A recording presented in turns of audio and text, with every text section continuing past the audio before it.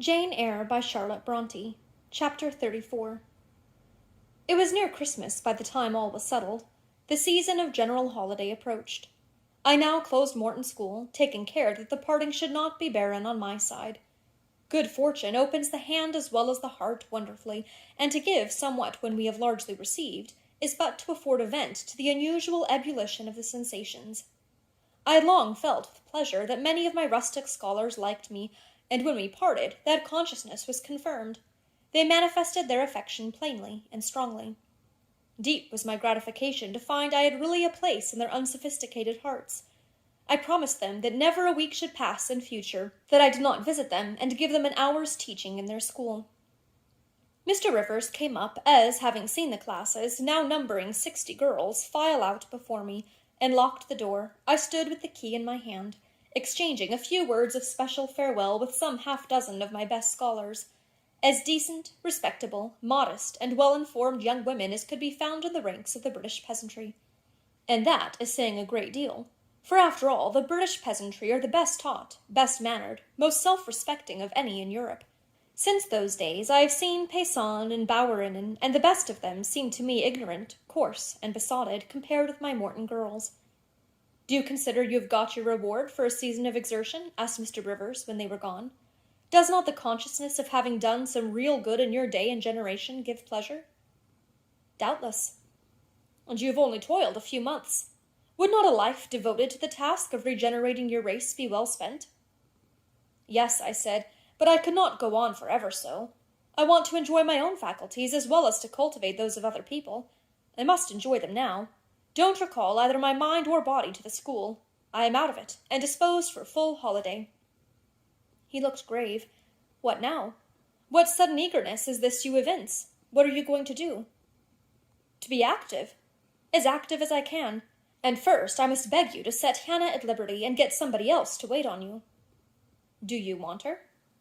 "Yes, to go with me to Moor House. Diana and Mary will be at home in a week, and I want to have everything in order against their arrival." "I understand. I thought you were for flying off on some excursion. It is better so.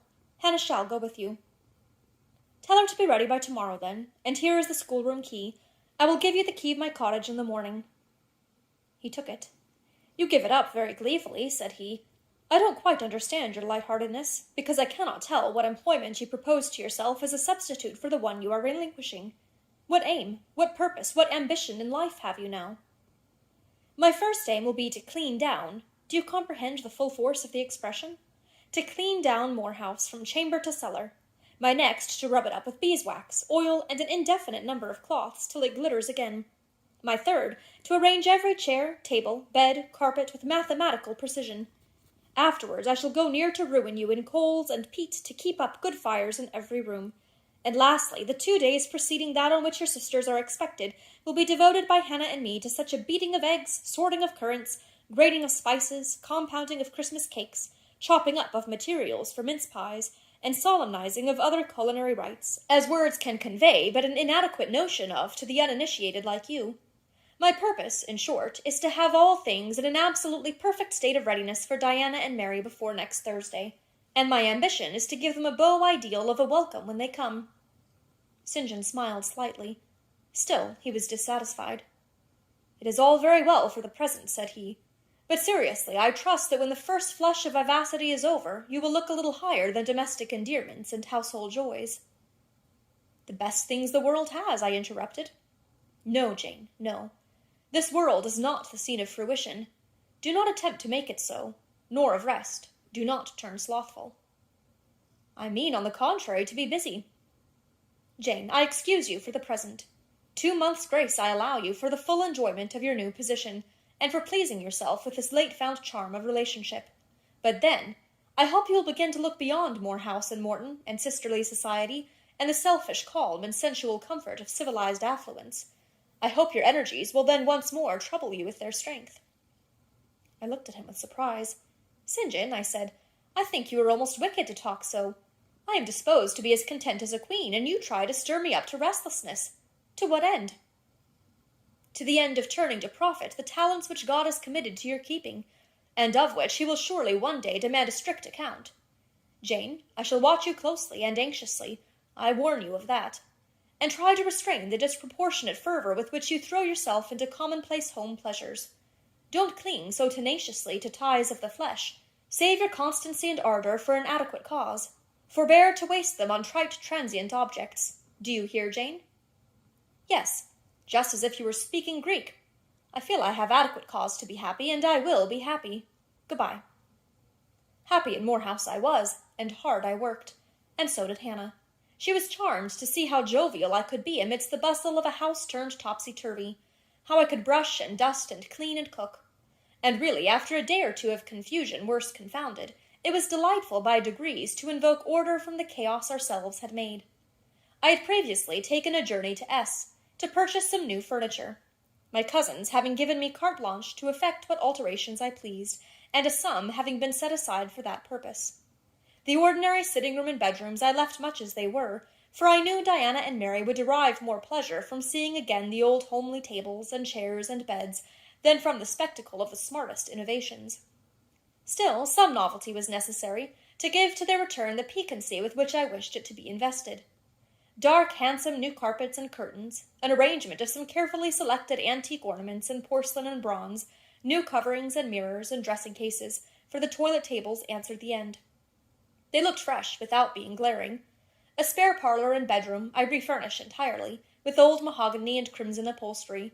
I laid canvas on the passage and carpets on the stairs. When all was finished, I thought Moor House as complete a model of bright, modest smugness within as it was, at this season, a specimen of wintry waste and desert dreariness without. The eventful Thursday at length came. They were expected about dark, and ere dusk fires were lit upstairs and below. The kitchen was in perfect trim. Hannah and I were dressed, and all was in readiness. St. John arrived first. I had entreated him to keep quite clear of the house till everything was arranged, and, indeed, the bare idea of the commotion, at once sordid and trivial, going on within its walls, sufficed to scare him to estrangement. He found me in the kitchen, watching the progress of certain cakes for tea, then baking. Approaching the hearth, he asked if I was at last satisfied with housemaid's work. I answered by inviting him to accompany me on a general inspection of the result of my labors. With some difficulty I got him to make the tour of the house. He just looked in at the doors I opened, and when he had wandered upstairs and downstairs, he said I must have gone through a great deal of fatigue and trouble to have effected such considerable changes in so short a time. But not a syllable did he utter indicating pleasure at the improved aspect of his abode. This silence damped me. I thought perhaps the alterations had disturbed some old associations he valued. I inquired whether this was the case, no doubt in a somewhat crestfallen tone. Not at all. He had, on the contrary, remarked that I had scrupulously respected every association. He feared, indeed, I must have bestowed more thought on the matter than it was worth. How many minutes, for instance, had I devoted to studying the arrangement of this very room? By the by, could I tell him where such a book was? I showed him the volume on the shelf. He took it down, and withdrawing to his accustomed window recess, he began to read it. Now, I did not like this reader. St. John was a good man, but I began to feel he had spoken truth of himself when he said he was hard and cold. The humanities and amenities of life had no attraction for him, its peaceful enjoyments no charm. Literally, he lived only to aspire, after what was good and great, certainly, but still, he would never rest, nor approve of others resting round him. As I looked at his lofty forehead, still and pale as a white stone, at his fine lineaments fixed in study, I comprehended all at once that he would hardly make a good husband, that it would be a trying thing to be his wife. I understood, as by inspiration, the nature of his love for Miss Oliver. I agreed with him that it was but a love of the senses. I comprehended how he should despise himself for the feverish influence it exercised over him, how he should wish to stifle and destroy it, how he should mistrust its ever conducting permanently to his happiness or hers. I saw he was of the material from which nature hews her heroes, Christian and pagan, her lawgivers, her statesmen, her conquerors, a steadfast bulwark for a great interest to rest upon. But, at the fireside, too often a cold, cumbrous column, gloomy and out of place. This parlor is not his sphere, I reflected. The Himalayan ridge, or Kaffir bush, even the plague-cursed Guinea coast swamp would suit him better. Well may he eschew the calm of domestic life. It is not his element. There his faculties stagnate. They cannot develop or appear to advantage. It is in scenes of strife and danger, where courage is proved and energy exercised and fortitude tasked, that he will speak and move, the leader and superior. A merry child would have the advantage of him on this hearth. He is right to choose a missionary's career. I see it now. "They are coming! They are coming!" cried Hannah, throwing open the parlor door. At the same moment old Carlo barked joyfully. Out I ran. It was now dark, but a rumbling of wheels was audible. Hannah soon had a lantern lit. The vehicle had stopped at the wicket. The driver opened the door. First one well-known form, then another, stepped out. In a minute I had my face under their bonnets, in contact first with Mary's soft cheek, then with Diana's flowing curls. They laughed, kissed me. Then Hannah patted Carlo, who was half wild with delight, asked eagerly if all was well, and being assured in the affirmative, hastened into the house. They were stiff with their long and jolting drive from Whitcross, and chilled with the frosty night air, but their pleasant countenances expanded to the cheerful firelight. While the driver and Hannah brought in the boxes, they demanded St. John. At this moment he advanced from the parlor. They both threw their arms round his neck at once. He gave each one quiet kiss, said in a low tone a few words of welcome, stood a while to be talked to, and then, intimating that he supposed they would soon rejoin him in the parlor, withdrew there as to a place of refuge. I had lit their candles to go upstairs, but Diana had first to give hospitable orders respecting the driver. This done, both followed me. They were delighted with the renovation and decorations of their rooms, with the new drapery and fresh carpets, and rich tinted china vases. They expressed their gratification ungrudgingly. I had the pleasure of feeling that my arrangements met their wishes exactly, and that what I had done added a vivid charm to their joyous return home. Sweet was that evening. My cousins, full of exhilaration, were so eloquent in narrative and comment that their fluency covered St. John's taciturnity. He was sincerely glad to see his sisters, but in their glow of fervor and flow of joy he could not sympathize. The event of the day, that is, the return of Diana and Mary, pleased him, but the accompaniments of that event, the glad tumult, the garrulous glee of reception, irked him. I saw he wished the calmer morrow was come. In the very meridian of the night's enjoyment, about an hour after tea, a rap was heard at the door. Hannah entered with the intimation that a poor lad was come, at that unlikely time, to fetch Mr. Rivers to see his mother, who was drawing away. "Where does she live, Hannah?" "Clear up at Whitcross Brow, almost 4 miles off, and moor and moss all the way." "Tell him I will go." "I'm sure, sir, you had better not. It's the worst road to travel after dark that can be. There's no track at all over the bog. And then it is such a bitter night, the keenest wind you ever felt. You had better send word, sir, that you will be there in the morning." But he was already in the passage, putting on his cloak, and without one objection, one murmur, he departed. It was then 9 o'clock. He did not return till midnight. Starved and tired enough he was, but he looked happier than when he set out. He had performed an act of duty, made an exertion, felt his own strength to do and deny, and was on better terms with himself. I am afraid the whole of the ensuing week tried his patience. It was Christmas week. We took to no settled employment, but spent it in a sort of merry domestic dissipation. The air of the moors, the freedom of home, the dawn of prosperity, acted on Diana and Mary's spirits like some life-giving elixir. They were gay from morning till noon, and from noon till night. They could always talk, and their discourse, witty, pithy, original, had such charms for me that I preferred listening to and sharing in it to doing anything else. St. John did not rebuke our vivacity, but he escaped from it. He was seldom in the house. His parish was large, the population scattered, and he found daily business in visiting the sick and poor in its different districts. One morning at breakfast, Diana, after looking a little pensive for some minutes, asked him if his plans were yet unchanged. "Unchanged and unchangeable," was the reply, and he proceeded to inform us that his departure from England was now definitively fixed for the ensuing year. "And Rosamond Oliver?" suggested Mary, the words seeming to escape her lips involuntarily, for no sooner had she uttered them than she made a gesture as if wishing to recall them. St. John had a book in his hand. It was his unsocial custom to read at meals. He closed it and looked up.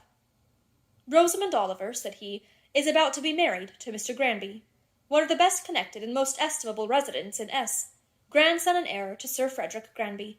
I had the intelligence from her father yesterday." His sisters looked at each other, and at me. We all three looked at him. He was serene as glass. "The match must have been got up hastily," said Diana. "They cannot have known each other long." "But 2 months. They met in October at the county ball at S. But where there are no obstacles to a union, as in the present case, where the connection is in every point desirable, delays are unnecessary. They will be married as soon as S. Place, which Sir Frederick gives up to them, can be refitted for their reception. The first time I found St. John alone after this communication, I felt tempted to inquire if the event distressed him. But he seemed so little to need sympathy, that so far from venturing to offer him more, I experienced some shame at the recollection of what I had already hazarded. Besides, I was out of practice in talking to him. His reserve was again frozen over, and my frankness was congealed beneath it. He had not kept his promise of treating me like his sisters. He continually made little chilling differences between us, which did not at all tend to the development of cordiality. In short, now that I was acknowledged his kinswoman, and lived under the same roof with him, I felt the distance between us to be far greater than when he had known me only as the village schoolmistress. When I remembered how far I had once been admitted to his confidence, I could hardly comprehend his present frigidity. Such being the case, I felt not a little surprised when he raised his head suddenly from the desk over which he was stooping, and said, "You see, Jane, the battle is fought, and the victory won." Startled at being thus addressed, I did not immediately reply. After a moment's hesitation, I answered, "But are you sure you were not in the position of those conquerors whose triumphs have cost them too dear? Would not such another ruin you?" "I think not, and if I were, it does not much signify. I shall never be called upon to contend for such another. The event of the conflict is decisive. My way is now clear. I thank God for it." So saying, he returned to his papers and his silence. As our mutual happiness, i.e., Diana's, Mary's, and mine, settled into a quieter character, and we resumed our usual habits and regular studies, St. John stayed more at home. He sat with us in the same room, sometimes for hours together.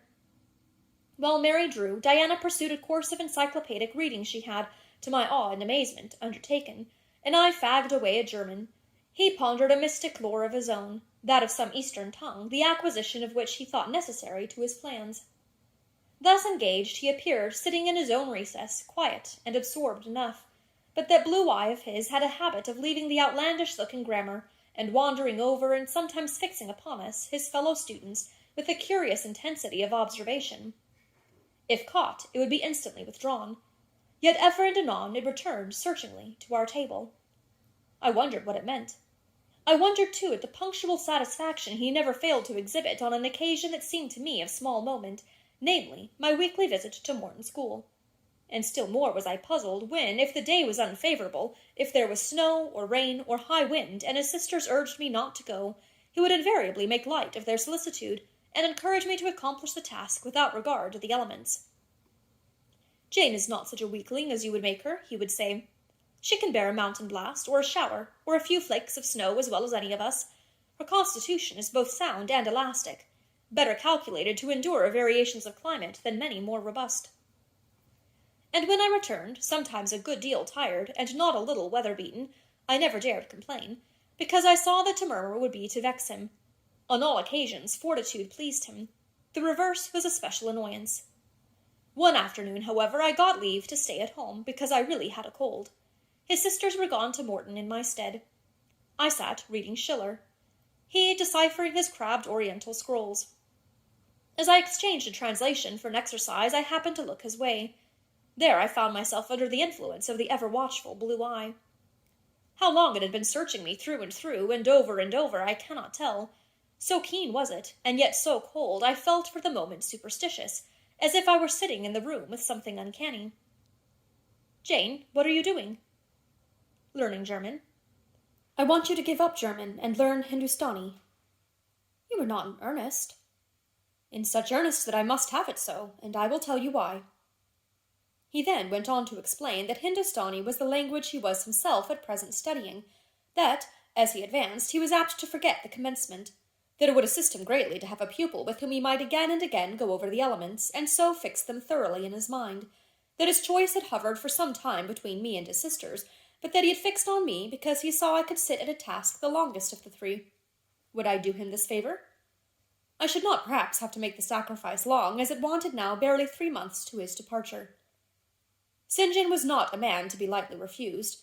You felt that every impression made on him, either for pain or pleasure, was deep-graved and permanent. I consented. When Diana and Mary returned, the former found her scholar transferred from her to her brother. She laughed, and both she and Mary agreed that St. John should never have persuaded them to such a step. He answered quietly, "I know it." I found him a very patient, very forbearing, and yet an exacting master. He expected me to do a great deal, and when I fulfilled his expectations, he, in his own way, fully testified his approbation. By degrees he acquired a certain influence over me that took away my liberty of mind. His praise and notice were more restraining than his indifference. I could no longer talk or laugh freely when he was by, because a tiresomely importunate instinct reminded me that vivacity, at least in me, was distasteful to him. I was so fully aware that only serious moods and occupations were acceptable, that in his presence every effort to sustain or follow any other became vain. I fell under a freezing spell. When he said go, I went. Come, I came. Do this, I did it. But I did not love my servitude. I wished many a time he had continued to neglect me. One evening, when at bedtime his sisters and I stood round him, bidding him good night, he kissed each of them, as was his custom, and, as was equally his custom, he gave me his hand. Diana, who chanced to be in a frolicsome humour, she was not painfully controlled by his will, for hers in another way was as strong, exclaimed, "St. John, you used to call Jane your third sister, but you don't treat her as such. You should kiss her too." She pushed me towards him. I thought Diana very provoking, and felt uncomfortably confused, and while I was thus thinking and feeling, St. John bent his head. His Greek face was brought to a level with mine. His eyes questioned my eyes piercingly. He kissed me. There are no such things as marble kisses or ice kisses, or I should say my ecclesiastical cousin's salute belonged to one of these classes, but there may be experiment kisses, and his was an experiment kiss. When given, he viewed me to learn the result. It was not striking. I am sure I did not blush. Perhaps I might have turned a little pale, for I felt as if this kiss were a seal affixed to my fetters. He never omitted the ceremony afterwards, and the gravity and quiescence with which I underwent it seemed to invest it for him with a certain charm. As for me, I daily wished more to please him, but to do so I felt daily more and more that I must disown half my nature, stifle half my faculties, wrest my tastes from their original bent, force myself to the adoption of pursuits for which I had no natural vocation. He wanted to train me to an elevation I could never reach.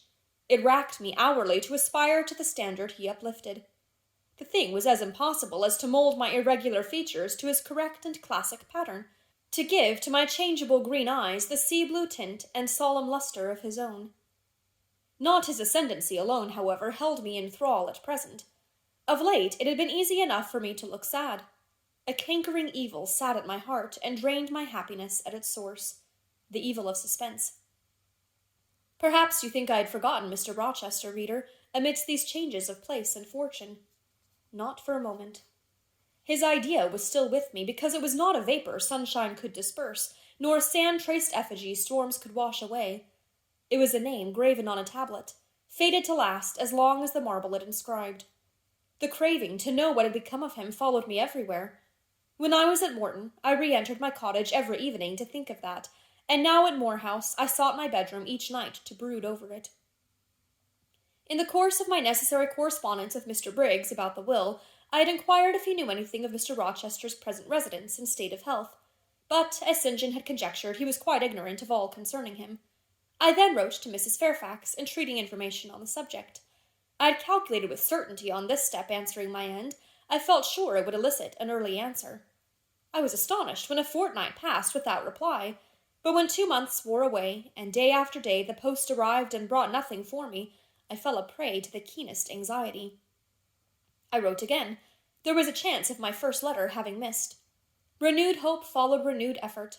It shone like the former for some weeks. Then, like it faded, flickered. Not a line, not a word reached me. When half a year wasted in vain expectancy, my hope died out, and then I felt dark indeed. A fine spring shone round me, which I could not enjoy. Summer approached. Diana tried to cheer me. She said I looked ill, and wished to accompany me to the seaside. This St. John opposed. He said I did not want dissipation, I wanted employment. My present life was too purposeless, I required an aim, and, I suppose, by way of supplying deficiencies, he prolonged still further my lessons in Hindustani, and grew more urgent in requiring their accomplishment. And I, like a fool, never thought of resisting him. I could not resist him. One day I had come to my studies in lower spirits than usual.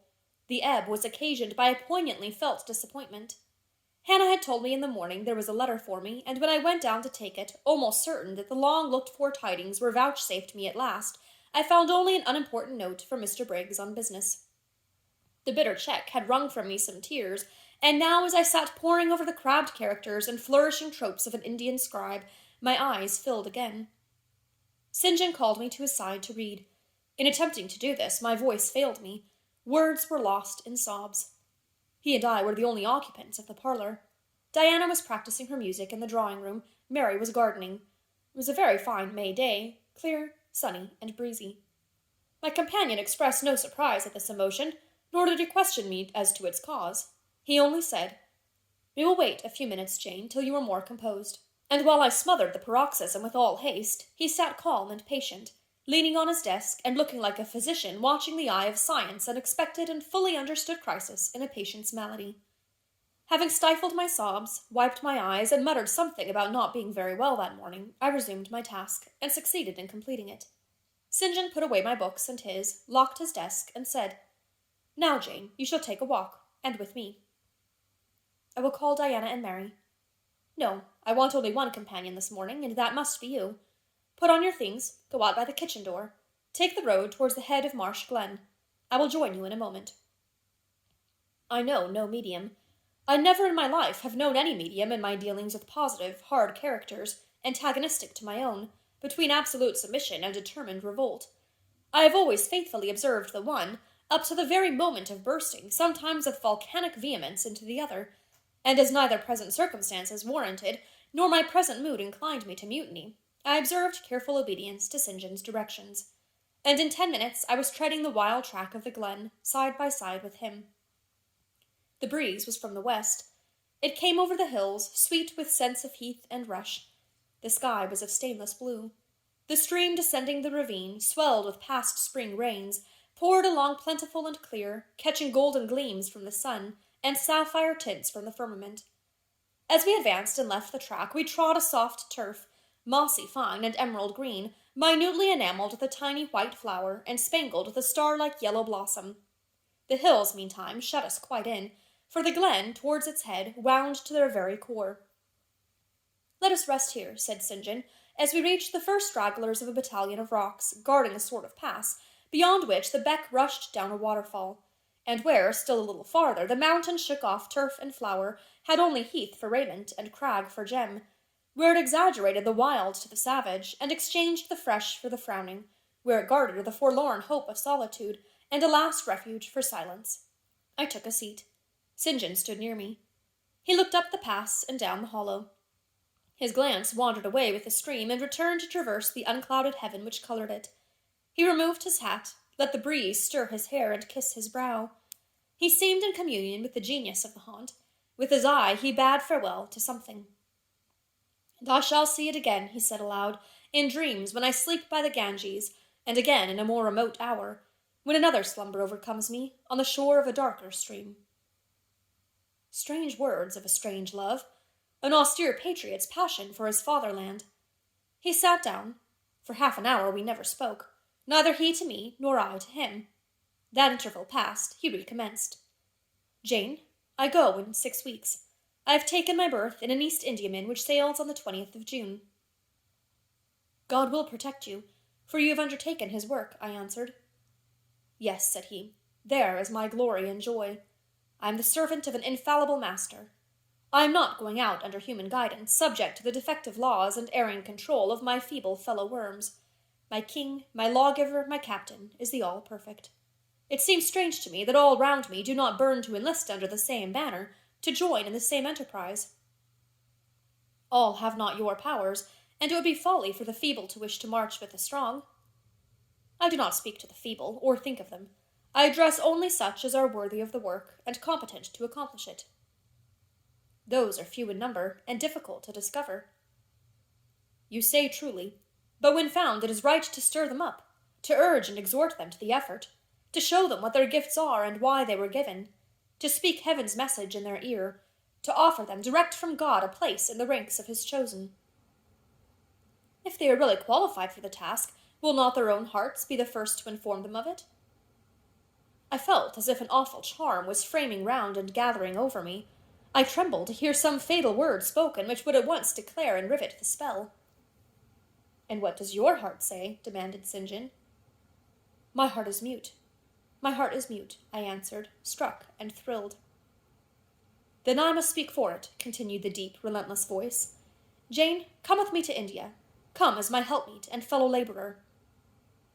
The glen and sky spun round. The hills heaved. It was as if I had heard a summons from heaven, as if a visionary messenger like him of Macedonia had announced, "Come over and help us." But I was no apostle. I could not behold the herald. I could not receive his call. "Oh, St. John," I cried, "have some mercy."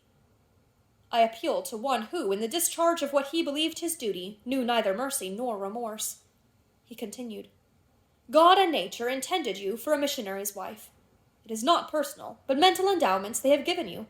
You are formed for labor, not for love. A missionary's wife you must, shall be. You shall be mine. I claim you, not for my pleasure, but for my sovereign's service." "I am not fit for it. I have no vocation," I said.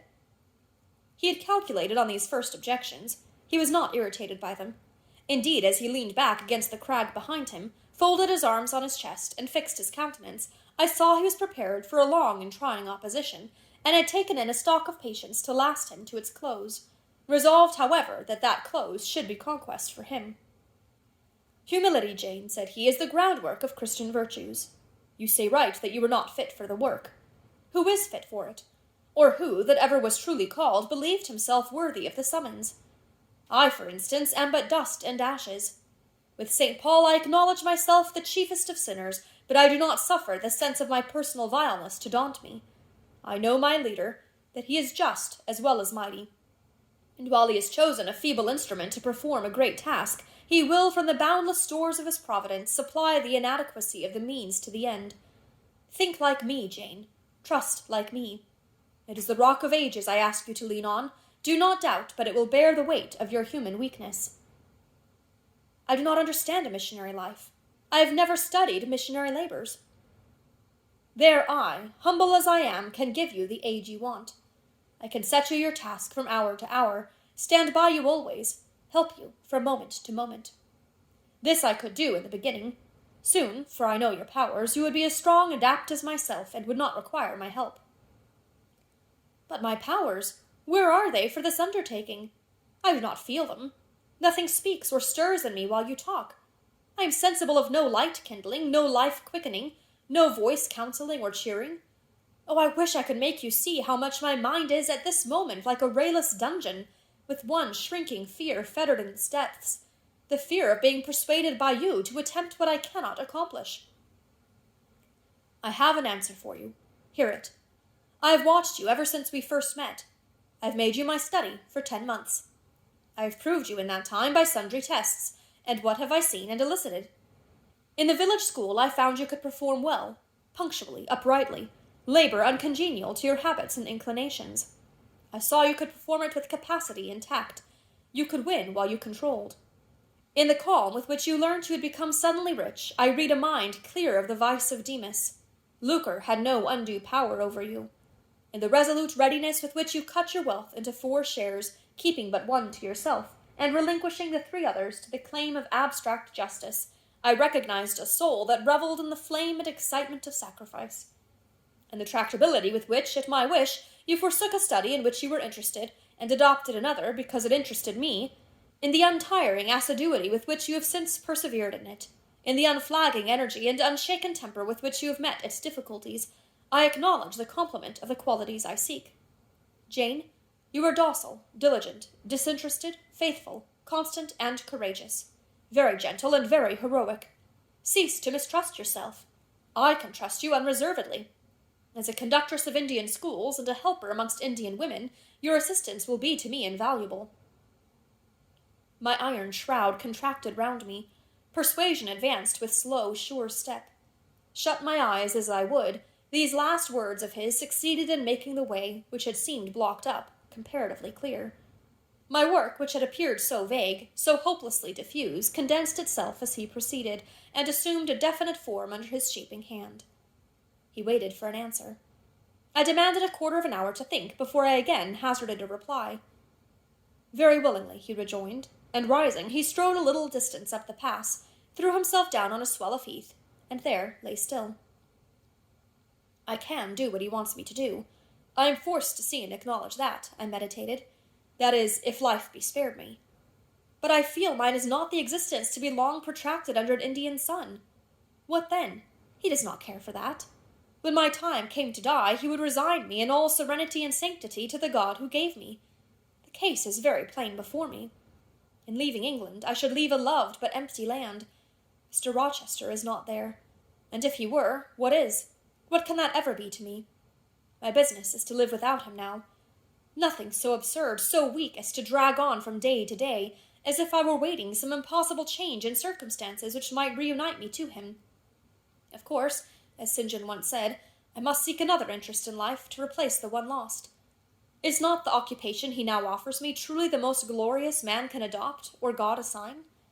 Is it not, by its noble cares and sublime results, the one best calculated to fill the void left by uptorn affections and demolished hopes? I believe I must say yes, and yet I shudder. Alas, if I join St. John, I abandon half myself.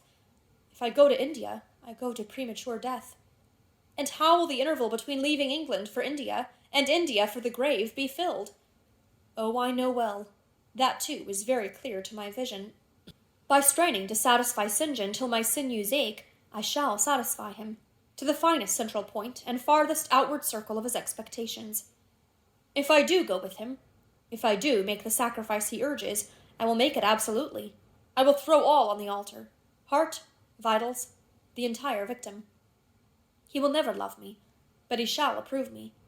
I will show him energies he has not yet seen, resources he has never suspected. Yes, I can work as hard as he can, and with as little grudging. Consent, then, to his demand is possible, but for one item, one dreadful item. It is that he asks me to be his wife, and has no more of a husband's heart for me than that frowning giant of a rock down which the stream is foaming in yonder gorge. He prizes me as a soldier would a good weapon, and that is all. Unmarried to him, this would never grieve me. But can I let him complete his calculations, coolly put into practice his plans, go through the wedding ceremony?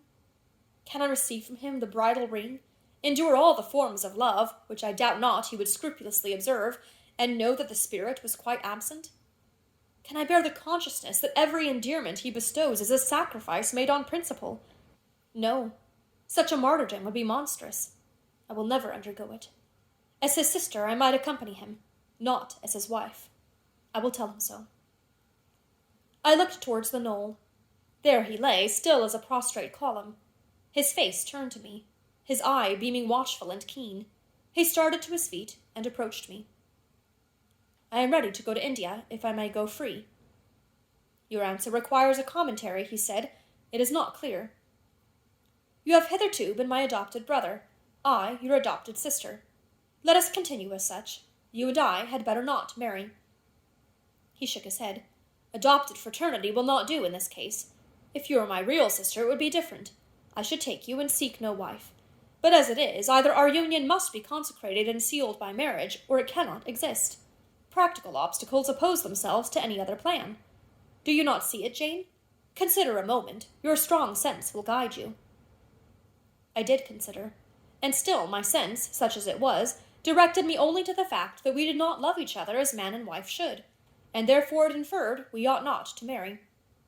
I said so. St. John, I returned, I regard you as a brother, you me as a sister. So let us continue. We cannot, he answered with short, sharp determination. It would not do. You have said you will go with me to India. Remember, you have said that. Conditionally. Well, to the main point, the departure with me from England, the cooperation with me in my future labors, you do not object. You have already as good as put your hand to the plough. You are too consistent to withdraw it. You have but one end to keep in view, how the work you have undertaken can best be done. Simplify your complicated interests, feelings, thoughts, wishes, aims, merge all considerations in one purpose, that of fulfilling with effect, with power, the mission of your great master. To do so, you must have a coadjutor, not a brother, that is a loose tie, but a husband. I, too, do not want a sister. A sister might any day be taken from me. I want a wife, the sole helpmeet I can influence efficiently in life and retain absolutely till death. I shuddered as he spoke. I felt his influence in my marrow, his hold on my limbs. Seek one elsewhere than in me, St. John. Seek one fitted to you. One fitted to my purpose, you mean, fitted to my vocation. Again, I tell you, it is not the insignificant private individual, the mere man with the man's selfish senses, I wish to mate. It is the missionary. And I will give the missionary my energies. It is all he wants, but not myself. That would be only adding the husk and shell to the kernel. For them he has no use. I retain them. You cannot. You ought not. Do you think God will be satisfied with half an oblation? Will he accept a mutilated sacrifice? It is the cause of God I advocate. It is under his standard I enlist you. I cannot accept on his behalf a divided allegiance. It must be entire. Oh, I will give my heart to God, I said. You do not want it. I will not swear, reader, that there was not something of repressed sarcasm both in the tone in which I uttered this sentence and in the feeling that accompanied it. I had silently feared St. John till now, because I had not understood him. He had held me in awe because he had held me in doubt. How much of him was saint, how much mortal, I could not heretofore tell, but revelations were being made in this conference. The analysis of his nature was proceeding before my eyes. I saw his fallibilities. I comprehended them. I understood that, sitting there where I did, on the bank of heath, and with that handsome form before me, I sat at the feet of a man, caring as I. The veil fell from his hardness and despotism. Having felt in him the presence of these qualities, I felt his imperfection, and took courage. I was with an equal, one with whom I might argue, one whom, if I saw good, I might resist. He was silent after I had uttered the last sentence, and I presently risked an upward glance at his countenance. His eye, bent on me, expressed at once stern surprise and keen inquiry. Is she sarcastic, and sarcastic to me, it seemed to say? What does this signify? Do not let us forget that this is a solemn matter, he said ere long, one of which we may neither think nor talk lightly without sin. I trust, Jane, you are in earnest when you say you will serve your heart to God. It is all I want. Once wrench your heart from man and fix it on your Maker, the advancement of that Maker's spiritual kingdom on earth will be your chief delight and endeavor. You will be ready to do at once whatever furthers that end. You will see what impetus would be given to your efforts and mine by our physical and mental union in marriage, the only union that gives a character of permanent conformity to the destinies and designs of human beings, and, passing over all minor caprices, all trivial difficulties and delicacies of feeling, all scruple about the degree, kind, strength, or tenderness of mere personal inclination, you will hasten to enter into that union at once. Shall I said briefly, and I looked at his features, beautiful in their harmony, but strangely formidable in their still severity. At his brow commanding, but not open. At his eyes bright and deep and searching, but never soft. At his tall, imposing figure, and fancied myself, in idea, his wife. Oh, it would never do.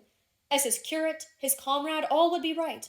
I would cross oceans with him in that capacity, toil under eastern suns, in Asian deserts with him in that office, admire and emulate his courage and devotion and vigor, accommodate quietly to his masterhood, smile undisturbed at his ineradicable ambition, discriminate the Christian from the man, profoundly esteem the one, and freely forgive the other.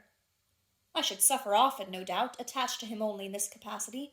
My body would be under rather a stringent yoke, but my heart and mind would be free. I should still have my unblighted self to turn to, my natural unenslaved feelings with which to communicate in moments of loneliness. There would be recesses in my mind which would be only mine, to which he never came, and sentiments growing there fresh and sheltered which his austerity could never blight, nor his measured warrior march trample down.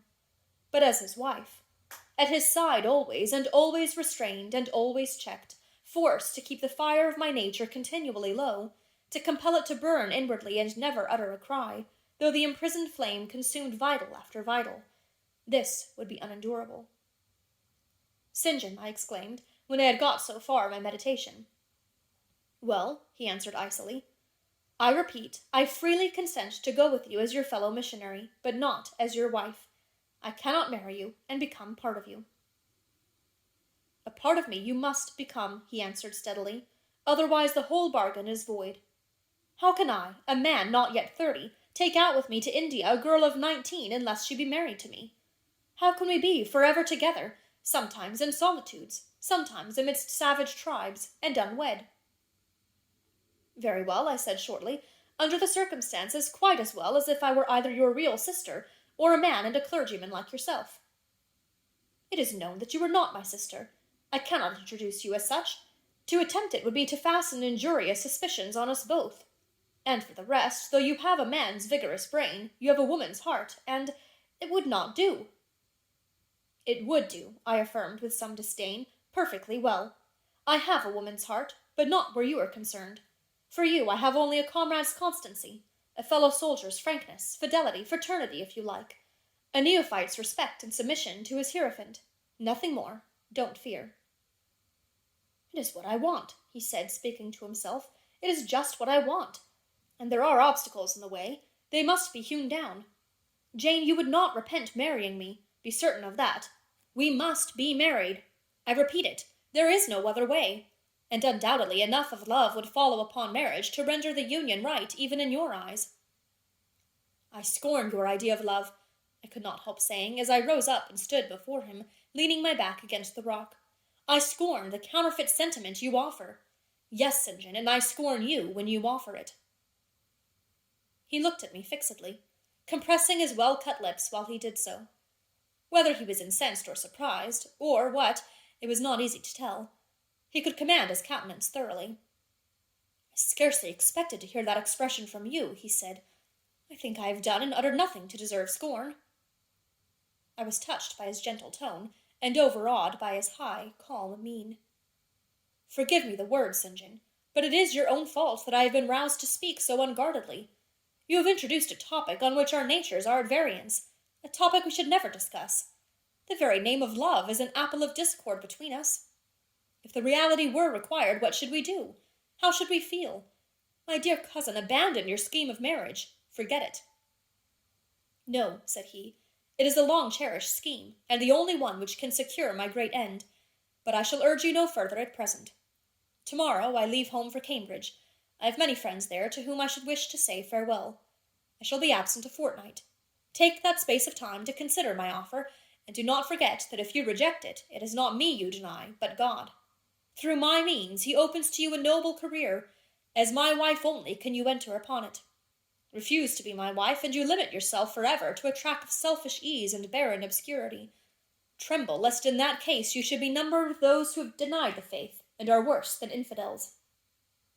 He had done. Turning from me, he once more looked to river, looked to hill. But this time his feelings were all pent in his heart. I was not worthy to hear them uttered. As I walked by his side homeward, I read well in his iron silence all he felt towards me, the disappointment of an austere and despotic nature which has met resistance where it expected submission, the disapprobation of a cool, inflexible judgment which has detected in another feelings and views in which it has no power to sympathize. In short, as a man, he would have wished to coerce me into obedience. It was only as a sincere Christian he bore so patiently with my perversity and allowed so long a space for reflection and repentance. That night, after he had kissed his sisters, he thought proper to forget even to shake hands with me, but left the room in silence. I, who, though I had no love, had much friendship for him, was hurt by the marked omission. So much hurt that tears started to my eyes. I see you and St. John have been quarrelling, Jane, said Diana, during your walk on the moor. But go after him. He is now lingering in the passage expecting you. He will make it up. I have not much pride under such circumstances. I would always rather be happy than dignified, and I ran after him. He stood at the foot of the stairs. Good night, St. John, said I. Good night, Jane, he replied calmly. Then shake hands, I added. What a cold, loose touch he impressed on my fingers. He was deeply displeased by what had occurred that day. Cordiality would not warm, nor tears move him. No happy reconciliation was to be had with him, no cheering smile or generous word. But still the Christian was patient and placid, and when I asked him if he forgave me, He answered that he was not in the habit of cherishing the remembrance of vexation, that he had nothing to forgive, not having been offended. And with that answer he left me. I would much rather he had knocked me down.